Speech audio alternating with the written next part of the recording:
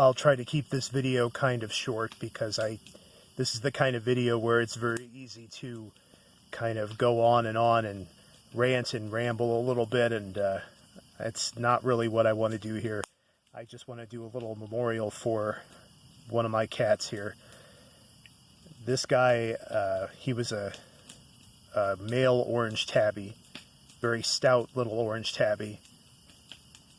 And he was a farm cat. He lived outside for the first 15 years of his life. Kind of decided on his own to start living indoors. And he survived a hell of a lot in his life. He was a tough little survivor. He hunted for most of his food. He was very good at catching birds, which was kind of horrifying, actually.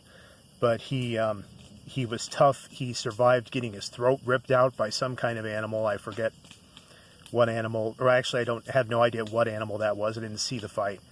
But he literally had his throat ripped out. It took a year for it to heal. It was an open wound that whole time. It would kind of heal up a little bit and then tear back open, heal up and tear back open. I don't know how the hell it didn't get infected, or actually it did get infected.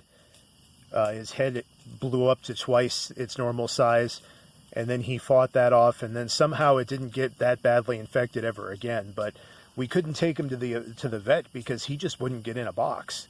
So he had to heal from that all on his own.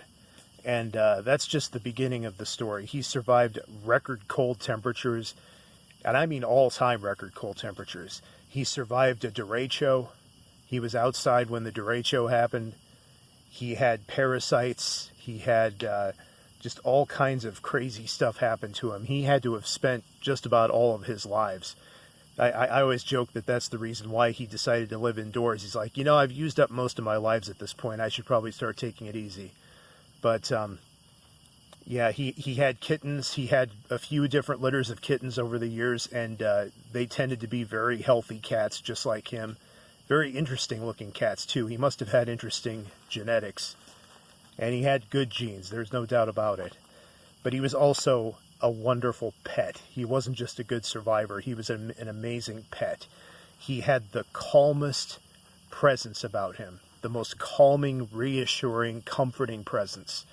He loved people, he loved being pet.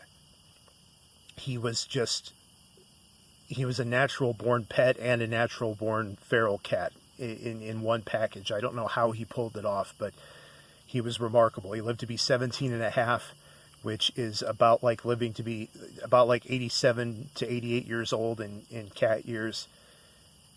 This guy was alive for most of my adult life, which is one of the reasons why I'm kind of struggling with his loss. I've never had a pet live anywhere close to this long, 17 and a half years. Had a couple of dogs lived to be 13, and one of them I wasn't even there for the whole life, so yeah, I mean, it's kind of unprecedented for me.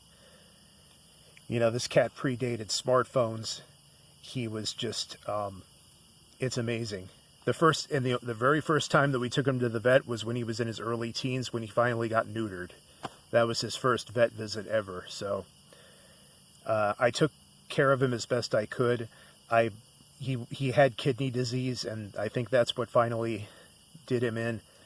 I really, I bought special food for him, and I took really good care of him, but there's only so much you can do, and at 17 and a half, I don't know, it feels like he deserved to live even longer than that, but that's a remarkable life for any cat, and especially for a farm cat. So he's just a big part of my life, and here at Captain Unusual, I feel like it would be disrespectful for me not to mention this and not acknowledge him, because like I said, he's a huge part of my life. Probably the most epic cat I will ever know. And I miss him very much. That's why I spent a lot of time on this stone. I cut out graph paper stencils and used acrylic paint, and then clear acrylic spray over it.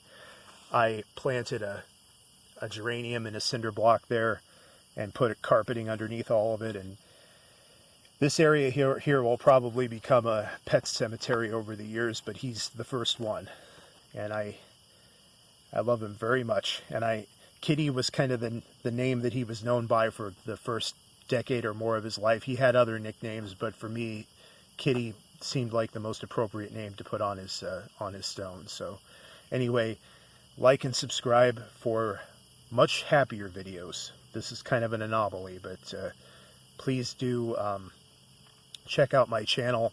It's mostly about what I call HAL, hobbies, art, and life hacks, which I guess this is kind of a life hack. It's making a tombstone for a cat. But anyway, thanks for watching. We'll catch you in the next video.